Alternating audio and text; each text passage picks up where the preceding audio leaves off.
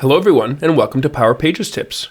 My name is Nicholas Hayduk, and this is tip number 317, CDN static page configuration.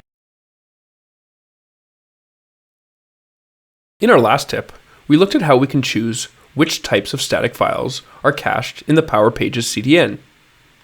Next, let's look at how we can control which pages are cached by the CDN.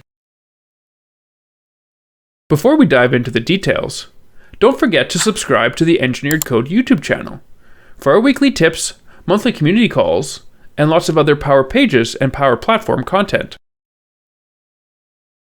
Whenever someone asks about making something on the web faster, it always reminds me of the turbo button that we had on our first home computer. I now know what that turbo button does, but as a kid, I couldn't figure out why you wouldn't always want the computer to go faster. So when someone says a page is slow, I sometimes joke that it's just because we forgot to flip the turbo button on. If you don't read carefully, you might actually think that this is a thing in Power Pages. Within the Setup workspace in the Power Pages Design Studio, you'll find the Site Performance page. And there, you'll find a section called Select Pages to Load Fast section. Shouldn't we want every page to load faster? Why don't we just select all of the pages?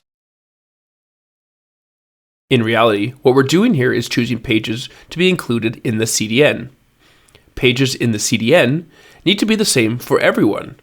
They can include dynamic components like user-specific liquid code or forms. Right now, it's impossible for Power Pages to know for sure whether a page is the same for everyone or not. So, this section lets us choose for ourselves. If Power Pages knows for sure that a page can't be cached, for example, if it requires authentication, enabling it for the CDN won't be an option. If Power Pages isn't sure, a warning icon will be displayed. It's then up to you to decide if you want it to be included in the CDN or not. So, while we'd love every page to be fast, this area is about caching, and there are certain pages that aren't compatible with CDNs.